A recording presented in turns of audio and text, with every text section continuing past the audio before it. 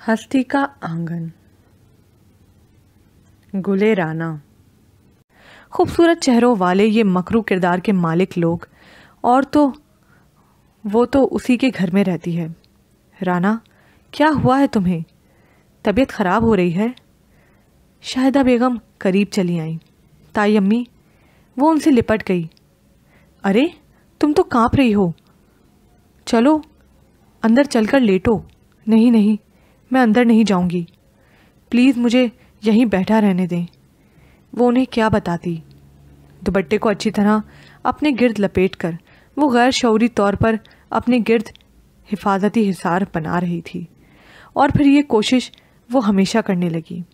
دوپٹہ سر پر اور اس کے جسم پر ہر وقت بہت اچھی طرح لپٹا دکھائی دینے لگا۔ وہ لاؤنج میں ایسے وقت میں آنے سے گریز کرتی جب عدیل وہاں موجود ہوتا۔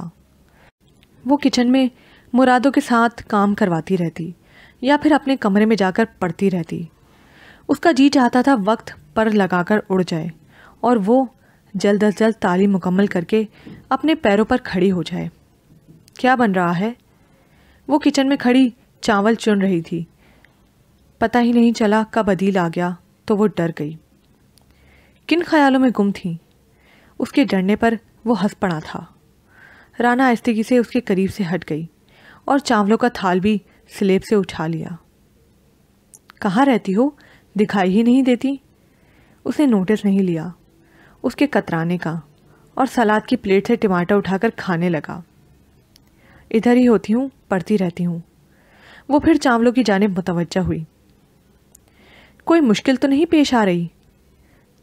تم میری ہیلپ لے سکتی ہو، کھانا بنانے میں نہیں، اسٹڈی میں۔ جی، اس نے سنجیدگی سے کہا۔ تم ہستی بولتی نہیں ہو؟ پھر جیسے یاد آیا بولا، نہیں نہیں، ہستی بولتی تو ہو، میں پوچھنا چاہتا تھا ہم سے ہنسنا بولنا منع ہے کیا؟ عدیل نے ایک دم سے اس کا ہاتھ پکڑا تھا اور اسے جیسے کرنٹ لگا تھا۔ عورت کا گھبرانا، کترانا مرد کو اس کی مردانگی کا احساس دلاتا ہے۔ عدیل نے بھی مسکراتے لبوں کے ساتھ گہری سانس لیتے ہوئے یہ منظر دیکھا اور اپنے ہاتھ میں پکڑا اس کا ہاتھ سینے پر رکھ لیا۔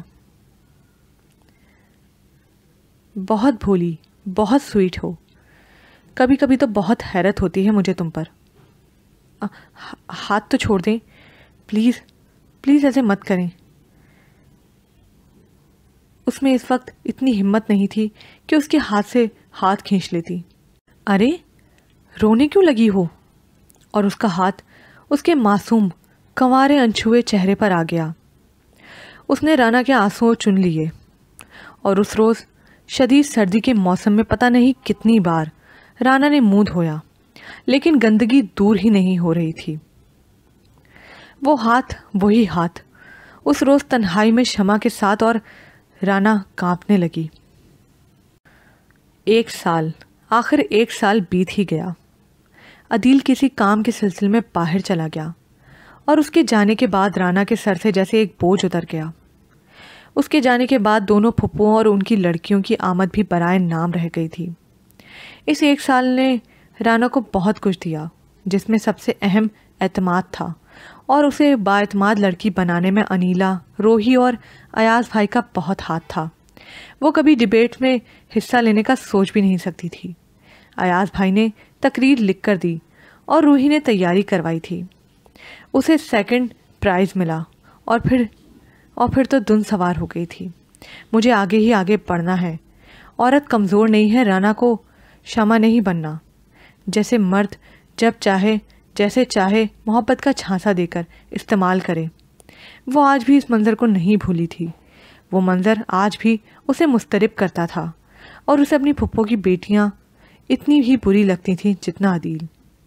باپ کی دولت سے ناجائز فائدہ اٹھانے والا، اپنی خوبروئی کے گھمنڈ میں سب کچھ کر گزرنے والا، سطحی سوچ کا مالک، بڑا عام سا مرد۔ اس نے اپنے باپ سے کچھ نہیں لیا سوائے مردانہ وجاہت کے، لیکن کردار کا گھناؤنا پن صورتوں پر مکرو تاثر پیدا کر دیتا ہے۔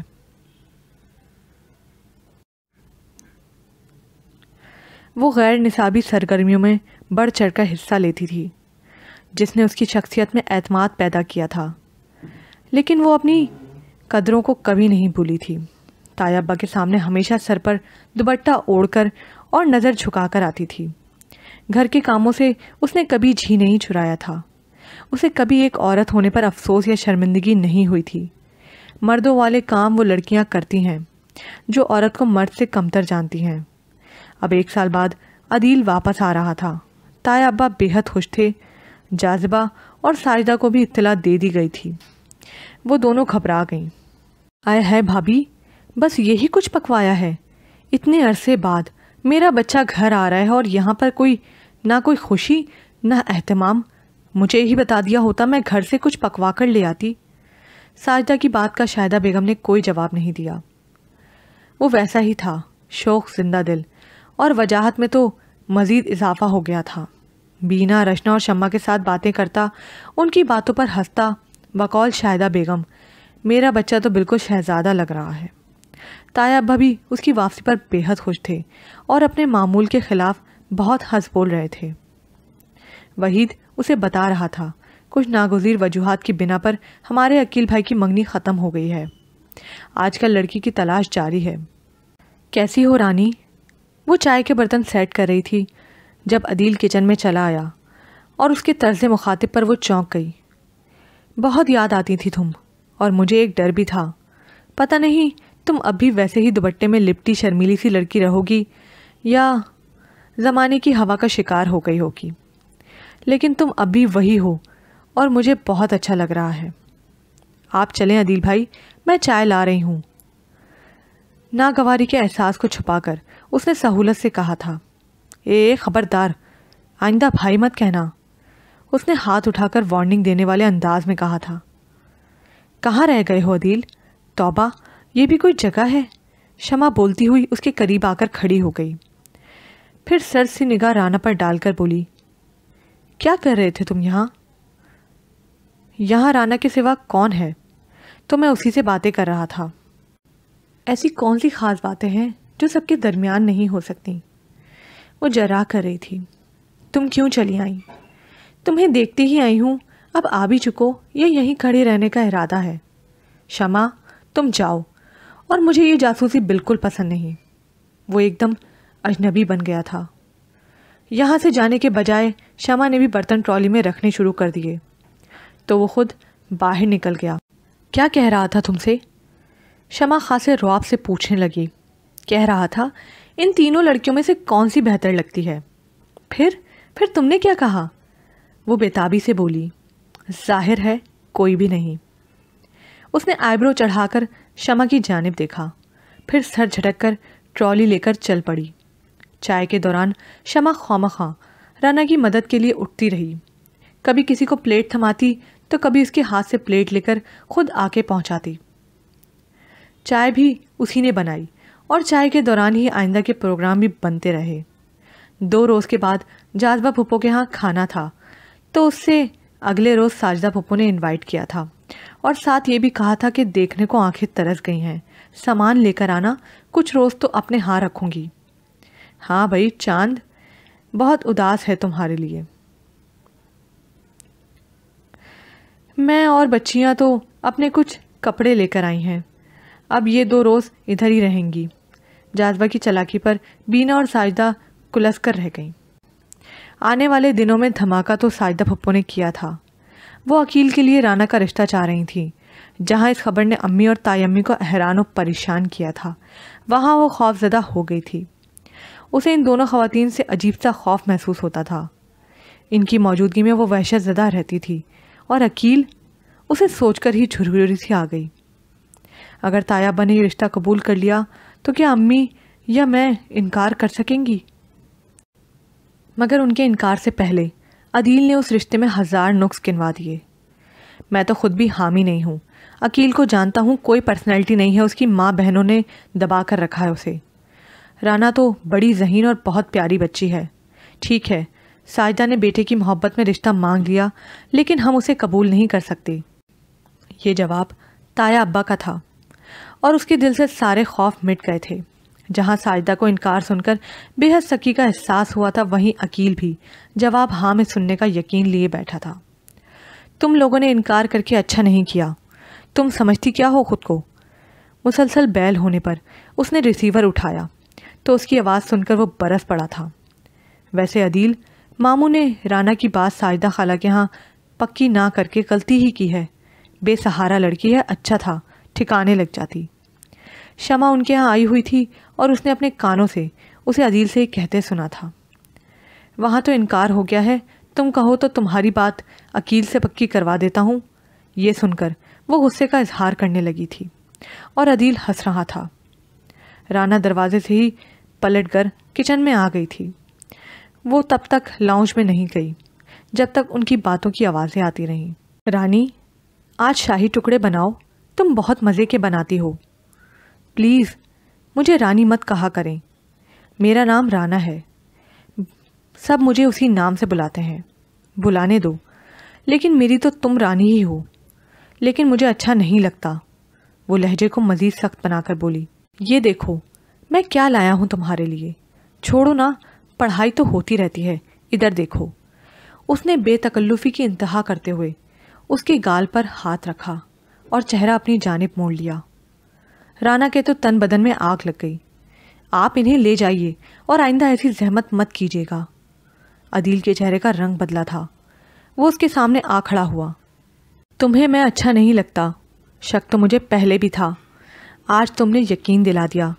मगर खैर, मुझे इससे फ़र्क नहीं पड़ता कि तुम्हें मैं नहीं तो कौन अच्छा लगता है। बस इतना काफ़ी है कि मैं तुम्हें अपनाने का इरादा रखता हूँ। मेरी मर्ज़ी के ख़िलाफ़ मुमकिन नहीं। अंदर की औरत तनकर सामने आ खड़ी हुई थी। अच्छा जी। वो खुलकर हंसा था। राना के तासुरात नहीं बदले तो हाथ उठाकर लापरवाही से बोला, चलो देखेंगे। और हाँ, ये टॉप्स मैं तुम्हें अपने हाथों से पहनाऊंगा, याद रखना। मोबाइल की मखसूस टोन बजने लगी थी। अदील ने जेब से सेल निकाला। बीना बात कर रही थी। अदील का लहजा ही बदल गया। देखो, तैयार होने में ज़्यादा देर ना लगाना। ओ यार, मुझे ज़रूरत ही नहीं है लंबे चौड़े मेकअप की। और सुनो, आज खाना मेरी पसंद का होगा। हाँ हाँ ठीक है, आ रहा हूँ बाबा। पागल दी बच्ची, इतना मेकअप थोप लेती है कि बंदरिया लगने लगती है। मोबाइल ऑफ करके तबसरा करता वो बाहर निकल गया था। कभी ये 3 कज़न्स और कभी दूसरी बहुत सी लड़कियां कॉल कर रही हैं, मिलने को बेताब हैं। औरत ने ख़ुद को इतना अर्जा क्यों कर लिया है? और ये अभी अभी क्या कह कर गया है? मेरा खुदा, रहम कर मेरे हाल पर। ताया अब्बा का लाडला है और उनके बहुत एहसानात हैं हम पर, मगर मैं ख़ुद को दाव पर कैसे लगा सकती हूँ? एक बेकिरदार ख़ुद पसंद मर्द के साथ ज़िंदगी गुजारना तो बज़ात ख़ुद एक सज़ा है। मैं अपने लिए सज़ा कैसे तजवीज़ कर लूँ? वो सोच सोचकर लरस रही थी। अदील जान गया था। वो उससे कतराने लगी और वो अब जानबूझकर उसके करीब आता और ज़ूम आईने जुमला बोल जाता था। राना खुद से बेजार होती जा रही थी। उसे यही हल सूझा कि कुछ दिनों के लिए खाला के घर चली जाए। अम्मी से इजाज़त लेकर अयाज भाई को फ़ोन किया और बैग में ज़रूरत की चीज़ें और कपड़े रखने लगी। उसी वक्त अदील कमरे में आया और आसफ़ा बेगम के पास बैठ गया। क्या हाल है चची? क्या आप लोग मुझसे पर्दा करने लगे हैं? नज़र ही नहीं आते। वो उसे जता रहा था। नहीं बेटा, हम तो इधर ही होते हैं, इसी घर में। हाँ, अलबत्ता तुम घर में कम ही होते हो। कहाँ की तैयारी है? उसे बैग तैयार करते देखा तो पूछने लगा। वो राना कुछ रोज़ के लिए अपनी खाला के यहाँ जाने को कह रही है। क्यों, खैरियत तो है? वो एकदम संजीदा हो गया। हाँ हाँ, खुदा का फजल है, बस उसका दिल चाह रहा था। वहाँ लड़कियाँ हैं ना, इसीलिए दिल लगता है उसका। आधा दिन कॉलेज में लड़कियों के साथ ही गुजार कर आती है।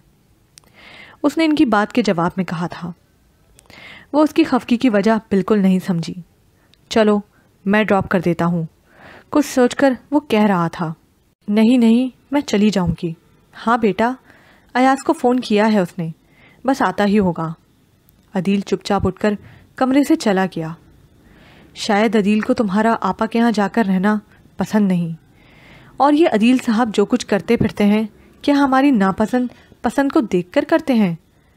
अम्मी, जब हर शख्स अपनी ज़िंदगी गुजारने में आज़ाद है तो हम क्यों नहीं? क्या बात है राना, तुम किस तरह बोल रही हो? کیا تمہارا عدیل کے ساتھ کوئی جھگڑا ہوا ہے؟ مجھے اس کا اپنے معاملے میں ٹانگ اڑانا بالکل پسند نہیں۔ میں کپڑے تبدیل کر لوں، ایاز بھائی آتے ہی ہوں گے۔ وہ اس بحث کو سمیٹتے ہوئے کمرے سے نکل گئی، مگر چٹک کر رکنا پڑا۔ عدیل گیا نہیں تھا، دروازے کے باہر ہی رک گیا تھا۔ چلو اچھا ہے، سب سن لیا ہے۔ وہ آگے بڑھ گئی۔ خالہ کے ہاں ہمیشہ کی طرح کھلے دل سے استقبال کیا گیا۔ رات یہ سب دیر تک جاگتے اور باتیں کرتے رہے۔ آج کل خالہ ایاز بھائی کے لیے لڑکیاں دیکھ رہی تھیں۔ وہ اب جلد ہی ان کی شادی کرنا چاہ رہی تھی۔ یہی موضوع گفتگو رہا اور ان کی باتیں سن کر مسکراتے ایاز بھائی اس سے بہت اچھے لگے۔ صبح وہ ایاز بھائی کے ساتھ کالج گئی تھی۔ واپسی پر البتہ کہہ دیا تھا کہ اس کی دوست کا گھر انہی کی کالونی میں ہے، وہ گاڑی پر آتی ہے، لہٰذا وہ بھی اس کے ساتھ آ جائے گی۔ لیکن اس کی نوبت ہی نہیں آئی۔ ابھی دوسرا پیریڈ ہی آف ہوا تھا کہ اسے اطلاع ملی پرنسپل کے آفس میں کوئی اس کا انتظار کر رہا ہے، اور آفس میں عدیل کو دیکھ کر وہ حیران رہ گئی۔ رانا، انٹی آصفہ کی طبیعت ٹھیک نہیں ہے، تم جلدی سے میرے ساتھ چلو۔ ماں کی بیماری کا سن کر قدموں تلے سے زمین کھسک گئی۔ اس نے کیسے چھٹی کی اجازت لی، کس طرح عدیل کے ساتھ باہر آ کر اس کی گاڑی میں بیٹھی، کچھ پتہ نہیں چل رہا تھا۔ سارا دھیان ماں کی طرف تھا۔ کیا ان کی طبیعت زیادہ خراب ہے؟ اس نے مختصر کہا تھا، حالانکہ اس کی عادت کے خلاف تھا۔ کچھ دیر بعد اسے احساس ہوا کہ وہ گھر کی جانب نہیں جا رہی، تو عدیل سے پوچھنے لگی، انٹی ہسپتال میں ہیں؟ اس نے نگاہ سامنے روڈ پر رکھتے اور ریش ڈرائیونگ کرتے جواب دیا تو وہ رونے لگی۔ یا اللہ، میری ماں کو کچھ نہ ہو، مالک رحم کر ہمارے حال پر۔ وہ روتی رہی اور چادر سے آنسو پوچھتی رہی۔ عدیل کی غیر معمولی چپ اسے کچھ انہونی کا احساس دلا رہی تھی۔ پھر آبادی ختم ہوئی اور ایسا علاقہ شروع ہوا جہاں تعمیر جاری تھی۔ یہ کسی نئی آبادی کے آثار تھے۔ ایسے ہی زیر تعمیر ایک عمارت میں جا کر اس نے گاڑی روک دی۔ یہ اسپتال تو نہیں ہے؟ کہاں لائے ہو مجھے؟ وہ سخت خوفزدہ ہو گئی۔ عدیل نے بازو سے پکڑ کر اسے گاڑی سے اتارا اور بولا، چلانا مت، ویسے بھی تم دیکھ رہی ہو یہاں دور دور تک چیخو پکار سننے والا کوئی نہیں ہے۔ چلو جلدی چلو۔ نہیں، میں نہیں جاؤں گی، وہ رونے اور چلانے لگی۔ عدیل نے بازو نہیں چھوڑا، کھینچتا ہوا عمارت کی تعمیر شدہ کمروں میں سے ایک میں اسے لے گیا۔ یہاں 3 اور لڑکوں کو دیکھ کر وہ تو مارے خوف کے رونا اور چلانا ہی بھول گئی۔ آ گئے ہیں کیا؟ عدیل نے ان سے پوچھا۔ بس پہنچنے والے ہیں، ابھی عاقب کا فون آیا تھا، وہ تینوں اٹھ کر باہر نکل گئے۔ مجھے کیوں لائے ہو؟ سسکنے لگی۔ اتنی بھولی ہو، سمجھ میں نہیں آیا کیوں لایا ہوں؟ پلیز رحم کرو میرے حال پر، کیا بگاڑا ہے میں نے تمہارا؟ بس اتنی سی اکڑ تھی؟ ارے جب تم لڑکیاں اتنی سی بات پر پیر پکڑنے کو تیار ہو جاتی ہو تو اتراتی کس بات پر ہو؟ کس برتے پر بڑھ بڑھ کر بول رہی تھی؟ کیوں بھولتی ہو اپنی اوقات؟ تم دل بہلانے کی چیز ہو، مرد کے عیش کے سامان میں سب سے اہم سامان، یاد رکھو، چور چور کر کے پھینک سکتا ہوں تمہیں، اس سر کو ہمیشہ کے لیے جھکا سکتا ہوں، لیکن تسلی رکھو، میرا ایسا کوئی ارادہ نہیں ہے۔ نکاح خواہ کو بلوایا ہے، آتا ہی ہوگا۔ نکاح؟ اس نے بڑی رکت سے یہ لفظ ادا کیا۔ کیوں، اعتراض ہے نکاح پر؟ ویسے ہی راضی ہو؟ وہ خباثت سے ہنسا تھا، پھر بولا، طلاق نکاح کر رہا ہوں۔ تمہیں اعتراض تھا نا؟ تم انکار کا ارادہ لیے بیٹھی تھی، بس اسی لیے یہ قدم اٹھانا پڑا۔ یہ نکاح خفیہ رہے گا، گھر میں اس کا ذکر نہیں کروں گا، یہ تو بس اس لیے کر رہا ہوں کہ تم میری پابند ہو جاؤ، انکار نہ کر سکو۔ باقی جب ابا چاہیں گے تب کر لیں گے۔ اور سنو، گھر جا کر واویلا کرنے کی کوشش مت کرنا، ثبوت کوئی نہیں ہے تمہارے پاس۔ اگر واویلا کرو گی بھی تو نقصان اپنا ہی کرو گی۔ جو شادی 1.5 سال کے بعد ہونا ہے وہ ابا فوراً کر دیں گے، اور اگر انہوں نے نہ بھی کی تو طلاق دینے سے پہلے میں اپنا حق تو ضرور وصول کروں گا۔ تمہیں پتہ چل ہی گیا ہوگا، میرے لیے کچھ بھی مشکل نہیں ہے۔ وہ معاف ذہن لیے بیٹھی مسلسل آنسو بہا رہی تھی۔ ذہن بالکل کام نہیں کر رہا تھا۔ کب نکاح ہوا، اس نے کہاں سائن کیے، کچھ ہوش نہیں تھا۔ مبارک ہو۔ اس نے مٹھائی کا ٹکڑا زبردستی اس کے منہ میں ڈالا تو اسے اپکائی آ گئی۔ دل بے ایمان ہو رہا ہے۔ اب تو چیز بھی اپنی ہو، لیکن وقت کا تقاضا کچھ اور ہے۔ تمہیں کالج کے گیٹ پر اتارنا ہے۔ وہ اسے تھام کر گاڑی تک لانا چاہتا تھا، لیکن اپنی جانب بڑھنے والے اس ہاتھ کو دیکھ کر جیسے اس کی ساری ہنسیں بیدار ہو گئیں۔ وہ خود اپنی جگہ سے اٹھی اور لرزتی ٹانگوں کے ساتھ گاڑی میں آ بیٹھی۔ یہاں سے کالج تک کا فاصلہ اور کالج سے گھر تک کا فاصلہ دل پر جو بیت رہی تھی وہی جانتی تھی۔ جی چاہتا تھا چیخ چیخ کر روئے اور لوگوں کو بتائے اس کے ساتھ کیا ہوا ہے، لیکن وہ جانتی تھی عدیل جیسا شخص اگر مکر گیا تو پھر اس کی زندگی کیا ہوگی۔ وہ تو اس نکاح کا کوئی ثبوت اپنے پاس نہیں رکھتی۔ اس کے حق میں بہتر ہوا کہ روحی اور انیلا بازار گئی ہوئی تھیں۔ خالہ کچن میں تھی، ایاز بھائی تو آفس سے 4-5 بجے کے قریب ہی لوٹتے تھے۔ تکیے میں منہ چھپا کر وہ خوب روئی اور ساری چیخیں اس میں دفن کر دیں۔ وہ ماں کے پاس جانا چاہتی تھی، لیکن یہ خیال کہ وہاں بھی وہ بھی موجود ہوگا اس کے پاؤں میں زنجیر ڈال دیتا تھا۔ اس پر کپ کپی طاری ہونے لگی اور کچھ دیر بعد تیز بخار نے آ لیا۔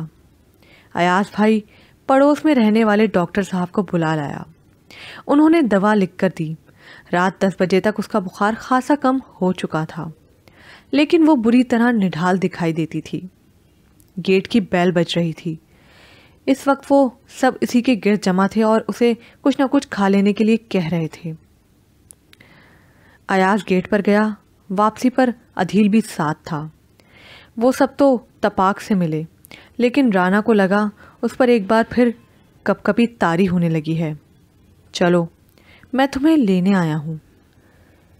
اسے بہت تیز بخار رہا ہے، آج کا دن ریسٹ کرنے دو، کل ایاز چھوڑ آئے گا، خالہ سمجھا رہی تھی۔ نہیں، اسے آج ہی جانا ہے، مجھے ابا نے بھیجا ہے۔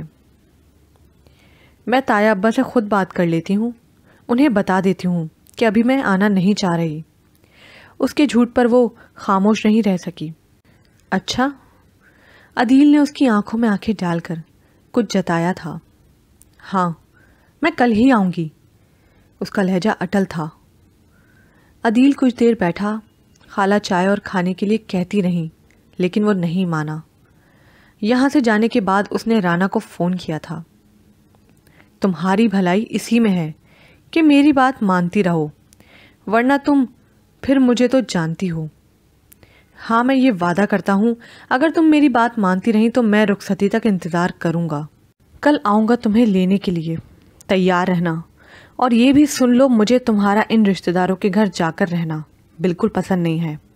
آئندہ اس سلسلے میں بھی احتیاط رکھنا۔ نفرت تو لہو بن کر اس کے جسم میں دوڑ رہی تھی، اور اب ایک اور جذبے نے بھی سر اٹھایا تھا۔ میں دیکھتی ہوں عدیل صاحب، کہاں تک جاتے ہو تم؟ عورت کو مرد کی عیاشی کے لیے پیدا کی گئی حقیر ہستی کہا تھا نا تم نے تو بس یہ میرا عہد ہے۔ یہ حقیر ہستی تمہیں چین سے نہیں جینے دے گی۔ اپنے لیے دیکھے میرے تمام خواب تم نے جلا کر راکھ کر دیے ہیں، تو اب میری زندگی کا مقصد تمہیں بھی خوشیوں سے محروم کر دینا ہی ہوگا۔ وہ خود سے عہد باندھ رہی تھی۔ یہاں پر یہ پارٹ اختتام کو پہنچا۔ مزید پارٹ سننے کے لیے اردو ناول زبر پرائڈ کو لائک کیجیے، سبسکرائب کیجیے، شیئر کیجیے، کمنٹ کرنا مت بھولیے گا۔